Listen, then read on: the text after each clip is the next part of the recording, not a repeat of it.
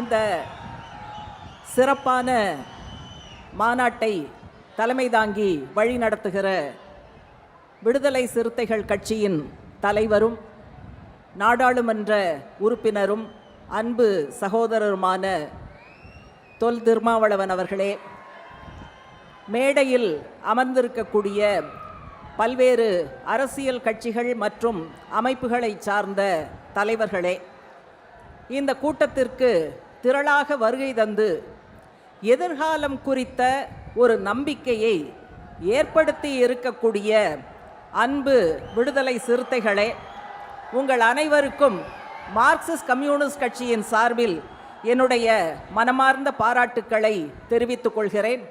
இன்றைய காலகட்டத்தில் ஒரு பற்றி எரிகிற பிரச்சனையாக மதுபோதை என்பது இருக்கிறது. இதை இல்லாமல் செய்வது என்கிற தீர்மானத்தை இங்கே அன்பு சகோதரர் திருமா அவர்கள் முன்னெடுத்திருக்கிறார். அவர் சொன்னதற்கிணங்க அதை நடத்தி காட்டுவோம் என்கிற அடிப்படையில் இங்கு பல்லாயிரக்கணக்கானவர்கள் கூடியிருக்கிறீர்கள். உண்மையிலேயே பாராட்டுக்குரிய விஷயமாக நான் பதிவு செய்ய விரும்புகிறேன். உங்கள் மாநாடு துவங்கிய நேரம் என்பது அந்தி மயங்கும் நேரம் என்று சொல்வார்கள்.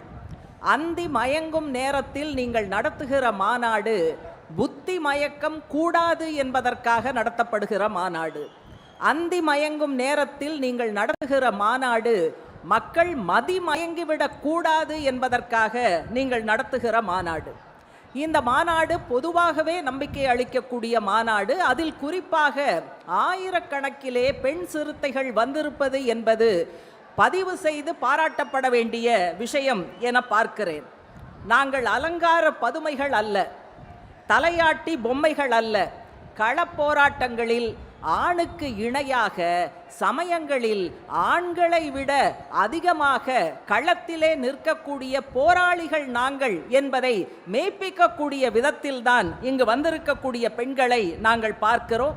நாங்கள் மற்றவர்களை விட அதிகமாக கொடி பிடிப்போம், குரல் கொடுப்போம், எத்தகைய சவால் வந்தாலும் எதிர்கொள்வோம் என்கிற நம்பிக்கையை விதைக்கக்கூடிய கூட்டமாக இதை நாங்கள் பார்க்கிறோம். முன்னாலே பேசிய தலைவர்கள் சுட்டிக்காட்டியதைப் போல இந்தியாவை ஆளுகிற ஒன்றிய அரசாங்கம் கடைபிடிக்கக்கூடிய சித்தாந்தம் என்பது மனுவினுடைய கோட்பாடு. இங்கே கூடியிருக்கக்கூடிய கூட்டத்தின் சார்பாக எப்படிப்பட்ட செய்தியை நாம் ஒன்றிய ஆட்சியாளர்களுக்கு கொடுக்கிறோம் தெரியுமா? அடிமைப்படுத்துகிற மனுவினுடைய சித்தாந்தத்தை நீங்கள் வைத்துக் கொள்ளுங்கள், விடுதலை தருகிற எங்களுடைய சித்தாந்தத்தை உயர்த்தி பிடிப்பதற்காக நாங்கள் இந்த கூட்டத்தை நடத்துகிறோம் என்று உங்களுடைய குரல், இந்த செய்தி என்பது நிச்சயமாக இந்த மாநாட்டின் மூலம் ஒன்றிய அரசாங்கத்தினுடைய காதுகளை சென்று அடையும் என்கிற நம்பிக்கை இருக்கிறது. மார்க்சிஸ்ட் கம்யூனிஸ்ட் கட்சியோ, எனக்கு முன்னால் பேசிய ஆனி ராஜா அவர்கள் பிரதிநிதித்துவப்படுத்தக்கூடிய இந்திய கம்யூனிச இயக்கமோ, அது இன்று நேற்று பிறந்ததல்ல. 100 ஆண்டுகளுக்கு மேலாக இந்தியாவினுடைய சகல விதமான சவால்களையும் எதிர்கொண்டு வளர்ந்திருக்கக்கூடிய பேர் இயக்கம். துவக்கத்திலிருந்தே பெண்களை சக போராளியாக, சம உரிமை பெற்றவராக, விவசாயிகள் போராட்டம், விவசாய தொழிலாளர்கள் போராட்டம், குறிப்பாக தமிழகத்தினுடைய கீழத்தஞ்சையில் சாணிப்பால் சவுக்கடிகள் நிறைந்த பண்ணை அடிமைத்தனத்திற்கு எதிரான போராட்டம், மகாராஷ்டிரா வார்லியிலே ஆதிவாசிகள் போராட்டம், கேரளாவிலே புன்னப்புரா வயலார் போராட்டம், வடக்கு மலபார் போராட்டம், அதே போல மேற்கு வங்கத்திலே குத்தகை விவசாயிகளுக்கான தேபாகா போராட்டம், அருகில் இருக்கக்கூடிய தெலுங்கானாவிலே நடந்த வீரம் செறிந்த விவசாயிகளுக்கான கிளர்ச்சி என அத்தனையிலும் பெண்களை களத்திலே சக மனிதர்களாக, சக போராளிகளாக, சக தோழர்களாக கருதி பாலின சமத்துவத்தை தொடர்ந்து முன்னெடுக்கிற எங்களுடைய கம்யூனிச இயக்கத்தின் சார்பாக உண்மையிலேயே இந்த மாநாட்டை நாங்கள் பூரிப்போடு பார்க்கிறோம். மீண்டும் ஒரு முறை என்னுடைய பாராட்டை கட்சியின் சார்பாக நான் தெரிவித்துக் கொள்கிறேன். அக்டோபர் 2ஆம் தேதி இதை நடத்துவது மிகவும் பொருத்தம். போதைகள் பலவிதம், ஒவ்வொன்றும் ஒரு விதம் அப்படிங்கிறத நம்ம கேள்விப்பட்டிருக்கோம். காந்தியடிகள் மது போதைக்கு எதிராக மட்டும் போராடவில்லை, மதவெறி போதைக்கும் எதிராக போராடினார். அதோடு சேர்த்து வேறு சில போதைகளை நாம் இணைத்து கொள்ள வேண்டும். அதிலே ஒன்று சாதி ஆதிக்க போதை, அடுத்தது அதிகார போதை, மற்றொன்று செல்வம் தருகிற போதை, இன்னொரு போதை கொள்ளை லாப போதை. இன்றைக்கு சாம்சங் தொழிலாளர்களுடைய மகத்தான போராட்டம் 23ஆம் நாளாக நடந்து கொண்டு இருக்கிறது. சங்கம் வைக்க வேண்டும் என்கிற அடிப்படை உரிமைக்காக அவர்கள் போராடி கொண்டு இருக்கிறார்கள். கொள்ளை லாபம் குறைந்து விடுமே என்பதற்காக அந்த நிர்வாகம் சங்கத்தை அங்கீகரிக்க மறுக்கிறது. எனவே கொள்ளை லாபம் தருகிற போதை கூட இன்றைக்கு அழிக்க வேண்டிய ஒரு போதையாக நாம் பார்க்க வேண்டும்.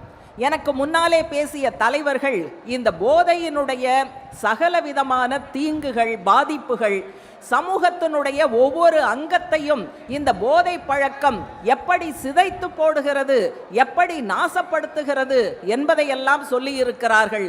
ஏராளமான புள்ளி விவரங்கள், வன்முறைக்கு போதை பழக்கம் எப்படி தூண்டுகிறது என்பன போன்ற பல்வேறு செய்திகளை சொல்லி இருக்கிறார்கள். இந்த பாதிப்புகளில் பெண்கள் சந்திக்கக்கூடிய பாதிப்பு என்பது அதிகமானது என நான் சுட்டிக்காட்ட விரும்புகிறேன். இந்த கொடிய பழக்கத்தை ஏற்றுக்கொண்டவர்கள் அல்லது அதில் சிக்கி தவிப்பவர்கள் யாருன்னு பார்த்தீங்கன்னா, அநேகமாக இங்கு வந்திருக்கக்கூடிய கூட்டத்தில் ஒன்று நம்முடைய குடும்பத்தில் ஒருவருக்கு இப்படி நேர்ந்திருக்கலாம், அல்லது அண்டை வீட்டில் இப்படி பார்த்திருக்கலாம், அல்லது தூரத்து உறவினர்களை இப்படி பார்த்திருக்கலாம். ஏதோ ஒரு விதத்தில் இந்த போதை பழக்கத்தினுடைய கொடுமைகளை அனுபவித்தவர்களாக, பார்த்தவர்களாகத்தான் நாம் இங்கே இந்த மாநாட்டிற்கு வந்திருக்கிறோம். இதையெல்லாம் செய்பவர்கள் யார்? ஊரில் செல்கிற யாரோ ஒருவர் அல்ல. நம்முடைய குடும்பத்தில் தந்தையாக இருக்கலாம், அண்ணன் தம்பியாக இருக்கலாம், அல்லது மாமா மச்சானாக இருக்கலாம், அல்லது கணவராக இருக்கலாம். யாரையெல்லாம் நெருக்கமாக நாம் நினைக்கிறோமோ அவர்கள்தான் இதில் சிக்கி தவிக்கிறார்கள். எனவே நம்முடைய அணுகுமுறை மது ஒழிப்பில் இருக்க வேண்டுமே தவிர அதை சாப்பிடுகிற மனிதர்களை ஒழித்து விடுவதற்கு இட்டு செல்லக்கூடாது என்பதை நான் இங்கு தெளிவுபடுத்த விரும்புகிறேன். சிந்தனையை சிதைக்கிற விஷயமாக போதை பழக்கம் இருக்கிறது. இங்கு நிறைய கட்டவுட்டுகள் வைத்திருக்கிறீர்கள். இந்த தலைவர்கள் எல்லோருமே சிந்திக்க சொல்லி இருக்கிறார்கள். மார்க்ஸ் அதைத்தான் சொன்னார், அண்ணல் அம்பேத்கர் அதைத்தான் சொன்னார், தந்தை பெரியார் அதைத்தான் சொன்னார். ஆனால் இந்த தலைவர்கள் எதை முன்னிறுத்தினார்களோ அந்த சிந்தனை, பகுத்தறிவு என்கிற விஷயங்களை சிதைக்கக்கூடிய விஷயமாக போதை பழக்கம் இருக்கிறது. எனவே இந்த தலைவர்களை எனக்கு பிடிக்கும் என்று சொல்பவர்கள், இவர்களுடைய கொள்கை வழி நடக்கிறோம் என்று சொல்பவர்கள், இவர்களைத்தான் நாங்கள் பின்பற்றுகிறோம் என்று சொல்பவர்கள், நிச்சயமாக இவர்கள் சொல்வதற்கு எதிராக இருக்கக்கூடிய போதை பழக்கத்திற்கு எதிரான மிகப்பெரிய யுத்தத்தில் நம்மை நாமே ஈடுபடுத்திக் கொள்ள வேண்டும் என்பதை நான் முன்னிறுத்துகிறேன். பூரணமாக மது ஒழிக்கப்படுவது நடக்கட்டும். ஆனால் அதுவரை அரசாங்கம் என்ன செய்ய வேண்டும், அரசியல் கட்சிகள் என்ன செய்ய வேண்டும் என்று சொல்லி நான் நிறைவு செய்கிறேன். ஒன்றிய அரசுக்கு நீங்கள் பல கோரிக்கைகள் வைத்திருக்கிறீர்கள், அது நடக்கட்டும். ஆனாலும் கூட மாநில அரசு கூடுதலாக சில விஷயங்களை செய்ய முடியும். திராவிட முன்னேற்ற கழகத்தினுடைய மூத்த தலைவர்கள் இங்கு வந்திருக்கிறார்கள். அவர்களின் மூலமாக தமிழக அரசாங்கத்திற்கு சில கோரிக்கைகளை நான் முன்மொழிய விரும்புகிறேன். மதுவிலக்கு மற்றும் ஆயத்தீர்வை துறை தன்னுடைய கொள்கையை மறுபரிசீலனை செய்ய வேண்டும். சென்ற ஆண்டு மட்டும் டாஸ்மாக் மூலமாக அரசுக்கு கிடைத்த வருமானம் சுமார் 46,000 கோடி ரூபாய். அத்தனையும் ஒடுக்கப்பட்ட, சுரண்டப்பட்ட ஏழை எளிய மக்களின் சட்டை பையிலிருந்து வந்திருக்கக்கூடிய பணம் என்பதை நான் தாழ்மையோடு சுட்டிக்காட்ட விரும்புகிறேன். எனவே இதை மாற்ற வேண்டும். வருமானம் தரக்கூடிய வழியாக நாம் டாஸ்மாக் கடைகளை பார்த்துவிடக்கூடாது. அதற்குரிய முறையில் ஆயத்தீர்வை துறையினுடைய கொள்கை மாற்றப்பட வேண்டும் என்பது முதல் கோரிக்கை. இதை கட்டுப்படுத்த வேண்டுமென்றால் ஊற்றுக்கண்ணில் நாம் துவங்க வேண்டும். தமிழகத்தினுடைய மதுபான ஆலைகள் மதுவை உற்பத்தி செய்வதற்கு உச்சவரம்பு என்பது விதிக்கப்பட வேண்டும். உற்பத்தியை கட்டுப்படுத்துகிற இடத்திலே நாம் நம்முடைய தலையீட்டை துவங்க வேண்டும். அடுத்து கடைகளின் எண்ணிக்கையை படிப்படியாக குறைப்பது.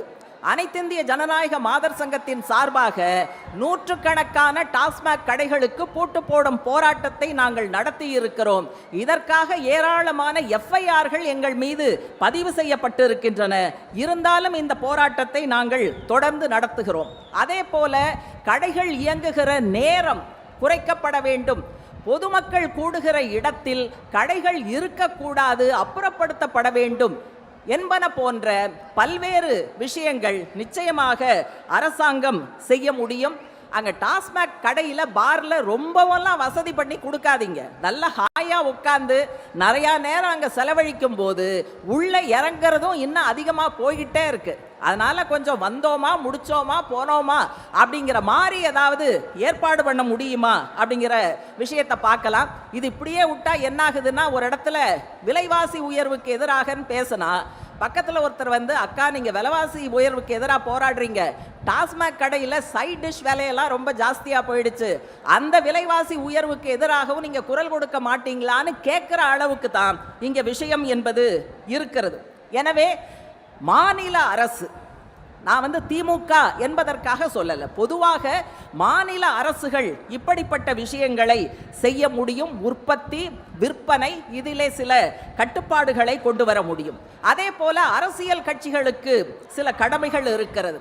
அரசியல் கட்சிகள் அத்தனை பேரும் சில பிரகடனங்களை வெளிப்படையாக மக்கள் மத்தியில் செய்ய வேண்டும் என்று நான் எதிர்பார்க்கிறேன். எங்களுடைய கட்சி உள்பட கூட்டத்துக்கு ஆள் சேர்க்க, ஓட்டு போட, தேர்தல் வேலை பார்க்க வருபவர்களுக்கு குவார்ட்டர் வாங்கி கொடுப்பது, சாராயம் வாங்கி கொடுப்பது என்பதை நாங்கள் இனிமேல் செய்ய மாட்டோம் என்று அரசியல் கட்சிகள் பொதுப்படையாக உத்தரவாதம் கொடுக்க வேண்டும்.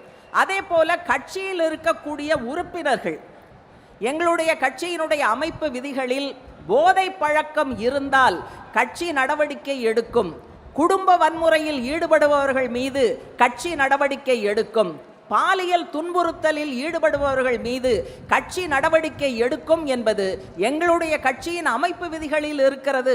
எனவே பொதுவாக அரசியல் கட்சிகள் அவர்களது உறுப்பினர்களை போதை பழக்கத்துக்கு அடிமையாகாமல் தடுப்பதற்கான சில முயற்சிகளை நாம் செய்ய வேண்டும். அதே போல அரசியல் கட்சிகள் என்றால் நன்கொடை வாங்குவது தவிர்க்க இயலாதது. இப்போ எங்களை எல்லாம் வந்து உண்டியல் குலுக்கிகள் என்று சொல்வார்கள். எப்போதுமே நாங்கள் அதை பற்றி கவலைப்பட்டது கிடையாது.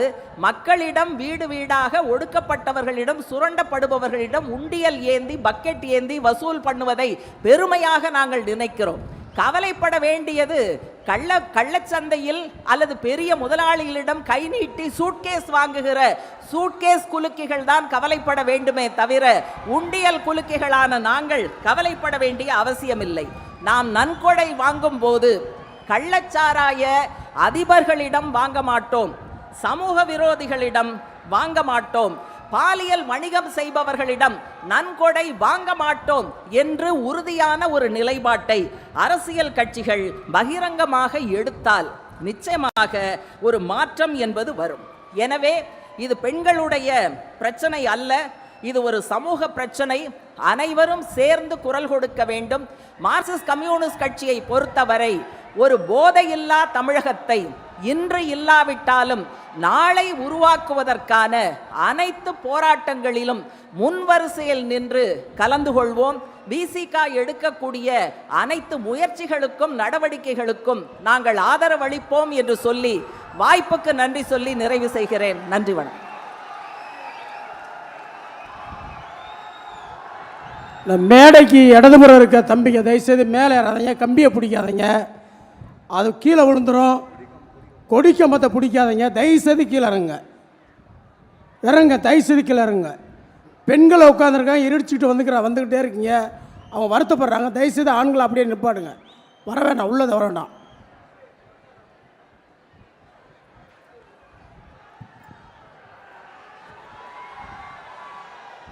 மத அடக்குமுறைகளை எதிர்த்து அதிகாரத்தை குறிக்கும் தலைப்பாகை ஆதிக்க சாதியினருக்கு மட்டுமே என இருந்த காலகட்டத்தில் அனைவரையும் தலைப்பாகை அணிந்துதான் இறை வழிபாடு செய்ய வேண்டும் என்று புரட்சி செய்து சனாதனத்தின் எதிரியாக திகழ்ந்து ஒடுக்கப்பட்டவர்களின் விடுதலைக்காக இயங்கியவர் ஐயா வைகுண்டர். அவரின் வழிவந்த ஐயா வைகுண்டர் இயக்கத்தின் தலைவர் தவத்திரு பால பிரஜாபதி அடிகளார் அவர்களை சிறப்புரையாற்றுவதற்காக அன்போடு அழைக்கிறோம்.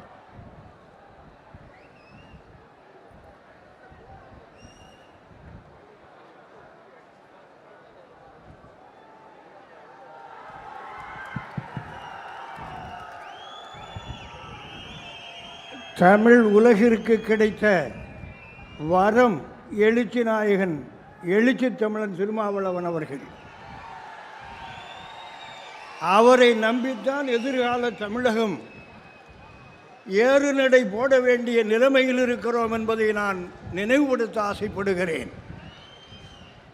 தமிழ்நாட்டினுடைய பெருமை இன்று எது என்று கேட்டால் பிரைட் ஆஃப் தமிழ்நாடு திருமாவளவன் அவர்கள்தான்.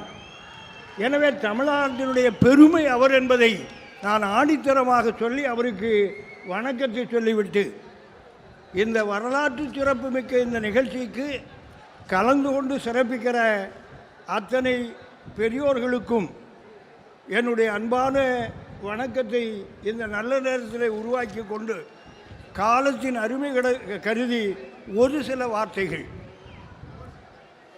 தமிழகத்தை பொறுத்தமட்டில் நாம் மதுவிலக்கு என்று போராடி, இல்லை என்று சொன்னால் மதுவிலக்குக்கு எதிரான கருத்துக்களை சொல்லி நாம் நிலைப்பாட்டை உருவாக்கி பயனில்லை.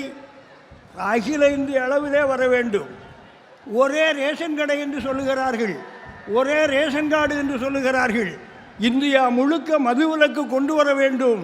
இதை நாம் வலியுறுத்த தவறக்கூடாது.